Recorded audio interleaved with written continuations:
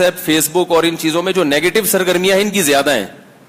اگر اسی میں رہے نا تو بڑھاپے میں پھر یہی ہوگا, بوڑھی اماں بنی ہوئی ہوگی, لیٹی ہوئی ہوگی بستر پہ, پوتوں نواسوں سے کہہ رہی ہوگی بہن ذرا, سوری پوتوں سے کہہ رہی ہوگی بیٹو ذرا فیس بک پہ دیکھنا کوئی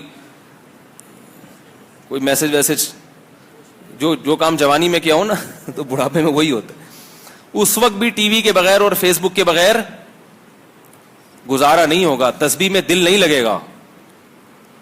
فیس بک کے نیگیٹو استعمال کی بات کر رہا ہوں, نیگیٹو بھی بہت ہوتا ہے, پازیٹو بھی ہوتا ہے, لیکن آج کل زیادہ تر نیگیٹو ہو رہا ہے. تو یاد رکھو جو کام جوانی میں کیا ہوگا تو اس وقت وہی کام ہوگا. ہم نے دیکھا اپنے ایک بزرگ کو انتقال ہو رہا تھا, ان کو بس نماز کی فکر تھی, نماز نہ رہ جائے, نماز نہ رہ جائے, نماز. ہم کہ حضرت ابھی یہ حالت ہے آپ کی, ہم نماز پڑھوا دیں گے. نہیں پہلے نماز پڑھواؤ. تو نبی صلی اللہ علیہ وسلم نے فرمایا جس عمل پر موت واقع ہوتی ہے قیامت میں اسی پر اٹھائے جاؤ گے. ایسے بھی میں نے بوڑھے دیکھے ہیں کہ بڑھاپے میں ٹی وی نہیں چھوٹ رہا, ان سے ٹی وی نہیں چھوٹ رہا.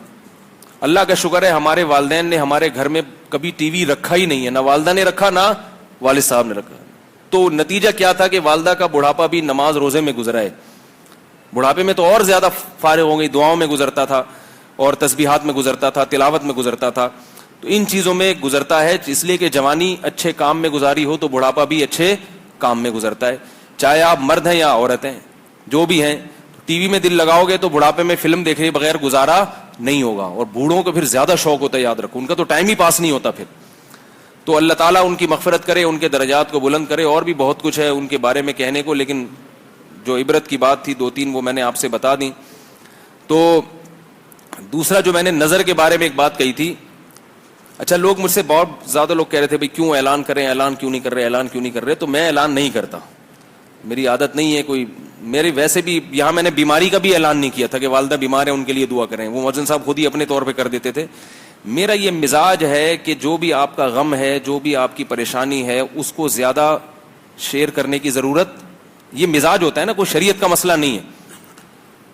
کوئی غم ہے, کوئی پریشانی ہے تو بھائی پبلک کو نہیں بتاؤ, اپنی ذات تک محدود رکھو. لوگ کہتے ہیں بھائی دعا ہو جائے گی, کسی کی کام آئے گی, تو دعا کی خاطر پھر پوری دنیا میں اناؤنس کر دینا میرے یہ ہو گیا, میرے بچے کو یہ ہو گیا, میرے نانے کا یہ ہو گیا. میرے ایک صاحب ہیں جامعۃ الرشید میں, بہت نیک طالب علم ہیں, ان کے میں طنز نہیں کر رہا, وہ میرا بیان بھی سنتے ہیں. وہ دنیا میں جو بھی ہو جائے نا وہ مجھے میسج کر دیتے ہیں. آج فلانے کی امی بھاگ گئیں معذرت کے ساتھ, آج فلانے کی چاچی مر گئی, آج فلانے کی نانی کا انتقال ہو گیا, آج فلانے کا وہ ہو گیا. ارے بھائی دنیا میں ہر وقت کسی نے کسی کے ساتھ کچھ نہ کچھ تو ہوتا رہتا ہے. اب یہ کیا ہے, میں یہاں بیمار ہوا تھا 4 سال پہلے, مجھے ملیریا ہو گیا تھا. میں نے مؤذن صاحب سے کہا میرے لیے دعا نہ کروائیں مسجد میں کہ میں بیمار ہوں, اللہ شفا عطا فرمائے, نہیں دعا کروائیں. میں خود کر رہا ہوں, اپنے رشتہ داروں کو کہا ہوا ہے, انہوں نے خود سے کر دیا تھا اعلان. تو بھائی بیمار ہیں تو بس اللہ کے سامنے پیش کرو, اللہ بیمار ہوں تو مجھے ٹھیک کر دے. تو یہ میرا مزاج ہے کہ میں ان چیزوں کو شیئر کرنے کو پسند نہیں کرتا. بیمار ہے, کچھ ہو گیا, ابھی پچھلے ہفتے بچہ میرا بہت سخت بیمار ہو گیا تھا, وہ تو بات آ گئی ہے تو بتا رہا ہوں. تو وہ بھی 2-4 لوگ جو کھڑے ہوئے تھے ان کو پتا ہے, باقی میں نے کسی کو نہیں بتایا. بیمار ہے تو بچہ ہے تو بیمار تو ہوگا نا, بچے بھی ہول سیل کے حساب سے ہیں تو ایک آدھ تو ہوگا. کیا خیال ہے, جب اتنے بچے پالے ہوئے ہیں تو پھر یہ تو ہوگی نا, ٹینشن تو ہوگی. تو اتنے سارے بچوں میں سے ایک اگر ہو گیا تو ہو گیا, اب کیا کریں, ٹھیک ہے نا. تو اس کو لے گئے ہاسپٹل, اللہ کا شکر ہے رپورٹیں کلیئر آئیں, ورنہ اس کا پروگرام کلیئر آنے کا تھا نہیں, جس قسم کی وہ حرکتیں کر رہا تھا. اللہ نے دعا سن لی, اور کہیں تعویذ گنڈے والے کے پاس نہیں گیا میں, گھر والوں کو گھر میں لگا دیا, کبھی دعا کرو, میں ہاسپٹل لے کے جا رہا ہوں, دعا کرو, رپورٹ صحیح آئے. اس کی دماغی چوٹ لگی تھی اور الٹیاں ہو رہی تھی. اس دماغی چوٹ کے بعد الٹیاں ہونا بڑا خطرناک ہے. تو پڑوسیوں کو بھی پتا نہیں, میرا خیال ہے مؤذن صاحب کو بھی نہیں پتا ہوگا. تو پوری رات ہاسپٹل بیٹھا رہا ہوں لے کے, اور گھر والوں سے کہا کہ بس مصلی سنبھال کے دعا مانگو. یہ نہیں کہ فلانا وظیفہ تو فلانا وظیفہ تو ڈمکانا وظیفہ تو جھاڑ پھونک تعویذ, حضرت جی دامت برکاتہم وہ روحانی والے ان کو فون, فلانے والے اس کی نظر لگی ہے, وہ آئی تھی نا دیکھ کر گئی ہے, اس سے ہمارا بچہ. کوئی ایسی بات نہیں. گھر والوں کا بھائی بیٹھ کے کیا کرو, 2 رکعت پڑھ کے دعا مانگو اللہ سے, اللہ ٹھیک کر دے. تو خود بھی دعا مانگتے رہے, تو اللہ کا بڑا فضل ہو گیا, رپورٹیں کلیئر آئی ہیں, تو صحیح ہو گیا معاملہ. تو اس لیے اپنے غموں کو زیادہ شیئر کرنا, اپنی تکلیفوں کو زیادہ بتانا, یہ بھی کوئی زیادہ شریعت میں پسندیدہ کام نہیں ہے. تو اس لیے میں نے زیادہ اطلاع بھی نہیں دی. باقی 1 مہینہ گزر گیا, اب آپ لوگ سے دعا کی درخواست کر رہا ہوں. نظر کے بارے میں جو بات ہے, وہ نظر سے بچنے کا ایک تو یہ نا حاسدین کو نہ بتایا جائے. جیسے یعقوب علیہ السلام نے 9 بیٹے تھے, کہا کہ ایک دروازے سے داخل نہ ہونا, ذرا مختلف دروازوں سے داخل ہو. حاسدین بھی ہوتے ہیں, دیکھیں گے تو. ایک دعا سکھائی ہے نبی صلی اللہ علیہ وسلم نے. یہ دعا اس لیے بتا رہا ہوں تاکہ آپ روحانی والوں کے پاس نہ جائیں. وہ دعا ہے, اب سب کو تو میں نہیں بتا سکتا, تو میں فیس بک پہ لکھ کے شائع کر دوں گا. ابھی میں پڑھ دیتا ہوں, اعوذ بکلمات اللہ التامہ من کل شیطان وہامہ ومن کل عین لامہ. یہ دعا ہم ویب سائٹ پہ بھی ڈال دیں گے, فیس بک پہ بھی, اور ہو سکا تو یہاں مسجد کا جو بلیک بورڈ ہے اس پہ بھی لکھ کے لگا دیں گے, کیونکہ لوگوں کی پھر کال آنا شروع ہوتی ہے, آپ ہمیں بتائیں کس کس کو بتائیں گے, پھر ہم پہ بھی دم کرنا پڑے گا بھائی. تو یہ جو دعا ہے اعوذ بکلمات اللہ التامات العامہ, یہ ابراہیم علیہ السلام اپنے دونوں بچوں کو کے لیے پڑھا کرتے تھے, یعقوب علیہ السلام اور اسحاق علیہ السلام اور اسماعیل علیہ السلام. تو ان کے لیے پڑھا کرتے تھے کیونکہ وہ بڑے خوبصورت تھے اور بہت اللہ نے ان کو نوازا تھا. تو نظر سے بات وضو اور طہارت سے دور بھاگتے ہیں. سمجھ میں آ رہی ہے بات؟ تو کسی پہ جن چڑھ جائے آپ نے اسے وضو کرانا ہے, چاہے جن کرنے دے یا نہیں. لوگ پتہ کیا کر رہے ہوتے ہیں, اب اس کو وضو خانے کے لے کے جا رہے ہیں, جن یوں کر کے دھمکیاں دے رہا ہے, تو یہ ڈرتے ہیں کہ مجھ پہ بھی نہ چڑھ جائے جن, یہ ڈر رہے ہوتے ہیں, بھاگ رہے ہوتے ہیں. ٹھیک ہے, تو جو جن سے بھاگے گا جن, اس کے وہ پاگل والا قصہ یاد ہے, اب ڈاکٹر آگے آگے بھاگ رہے ہیں, پاگل پیچھے پیچھے بھاگ رہے ہیں. ابھی ڈاکٹر صاحب رک جاتے تو پاگل بھی نہیں بھاگتا. تو جن کا بھی یہی حساب ہے, جن سمجھتا ہے کہ یہ تو مجھ سے بھی ڈر رہا ہے, میں اس سے ڈر رہا تھا, یہ تو مجھ سے اور بھی زیادہ ڈر رہا ہے.